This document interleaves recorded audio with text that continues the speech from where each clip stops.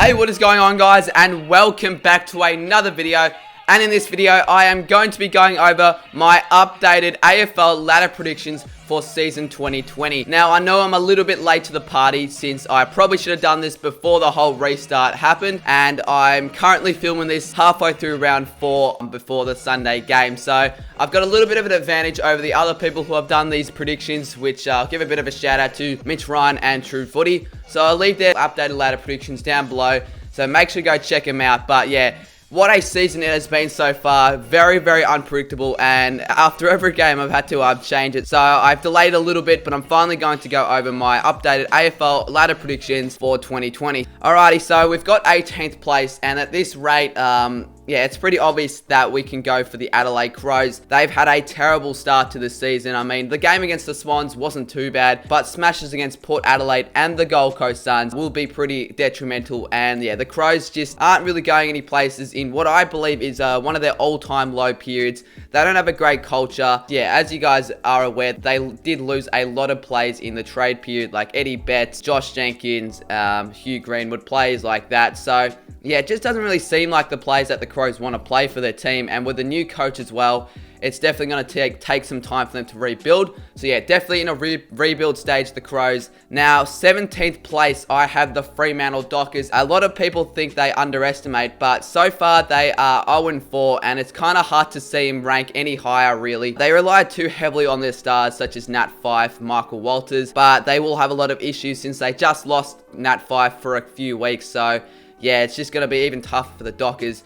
They are winless, and they could go 0-7, but I do reckon that when they play the Crows, that they will beat them. And look, I just don't see them playing like they did in the early part of 2019. They just have too many honourable losses, and yeah, they don't really have that much young talent, but it is coming in. So I do have the Dockers in 17th spot. 16th, I had the Gold Coast Suns, and this might be bit controversial because many people might see him go even higher, sitting at 3-1. They played amazingly in the last few rounds. Definitely going to gain an edge over Fremantle and Adelaide since they have already got 3 more wins above them. But I reckon that, like in 2019, they will drop off, but not as severe. Matt Rowell and Connor Buderick, they've been stars, both Rising Star nominees. And a pretty scary sign as Isaac Rankin is yet to play. I'm going to go safe. Don't think the Suns are going to play like they have been in the past few rounds. And yeah, they have been playing against pretty poor opposition. I mean, they played against terrible West Coast side, the Crows and the Dockers. So look, I want to see him take it up to the best. And next week against the Cat at the Cattery, there's not too many tougher challenges in footy than facing the Cats there. So look, if they can play well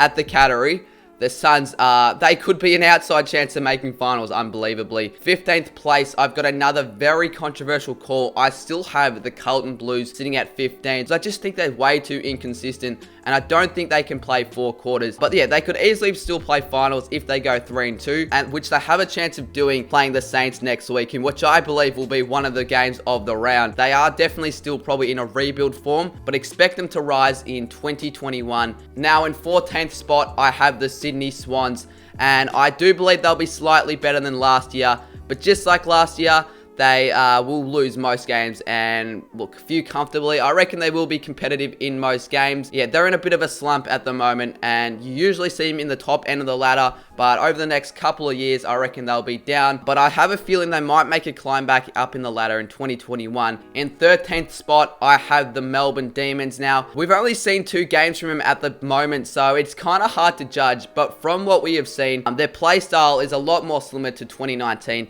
than they were in 2018. We did see some good patches thanks to the likes of Petrarca, Gaunt and Oliver. They look dangerous. Some good patches in the first half against the Blues, but overall they're really inconsistent, and they've only really played 3 good quarters of footy over their 8. So if they beat the Cats, they might be looking lively in season 2020. Now in number 12th position, I've got the Essendon Bombers. Now I reckon that they might still be shaken from the false COVID test from Connor McKenna, with a few of their players having to go into self-quarantine. I believe they will be a very unpredictable team, and they'll definitely drop off from last year, in which they did scrape into the finals. They are sitting kind of well at 2-1, but I don't think they'll be damaging since the 2 wins they had weren't very convincing. In number 11th, I've got North Melbourne, and I believe North Melbourne might be one of the surprise packages of 2020. They should really be 3-0 after losing to the Swans in a game that I really reckon they should have won. And if they won that, I reckon they would have been a real chance at finals. But look, only 3 games in, and I'm still not confident with the Roos, and I just need to see more. But if they can knock off the Hawks and get some runs going, then the Roos could be very exciting for 2020. Now, at number 10th spot, I've got my beloved Saints. Now, I could easily put them into the finals, especially after a game against the Tigers. We've been very exciting with our new recruits, especially Dan Butler, but a disappointing loss to Collingwood in the week prior has exposed our weaknesses, and it shows that we can play like we have been over the last few years. So we're not a perfect side, that's for sure, but look, if we can keep our form up at Marvel Stadium, which we have been doing over the past few weeks, there is definitely a chance that the Saints might be finally making finals after a massively long 9-year drought. Now, in number 9 spot, I've got the Western Bulldogs. I believe they will just fall short on percentage. Now, look, their first 2 games have been absolutely horrible, and after a shocking start, they have bounced back exceptionally. But I reckon they'll fail to return to their very best form that they were in late 2019. Now, 8th spot, at this rate, I have the West Coast Eagles, a team that I had definitely locked into my top 4 prior to the restart, but their last 3 games, look, I don't think there's been a worse team than the Eagles, maybe the Crows, but they've just been absolutely dreadful. And I do believe that they will go 1-4 after round 5 and are in desperate need to leave the Queensland hubs. They just look very slow and rattled, almost as if they don't want to be there.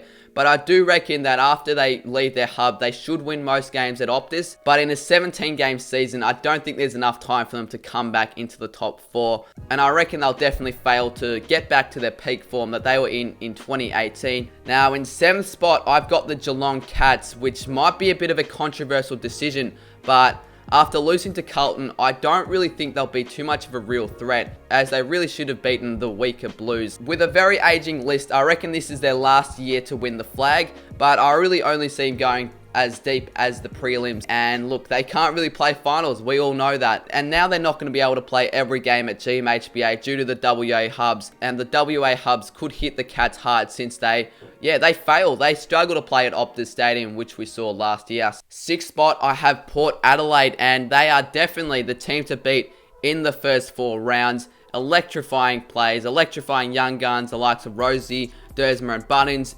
Charlie Dixon was massive, kicked 6 goals. He's going to look lively with a great preseason. He looks fit and strong. However, the only thing about Port Adelaide we haven't really seen yet is that they have played pretty poor opposition. They played the round 1 Suns, they played the Crows, the Dockers, and a shitty Eagles outfit.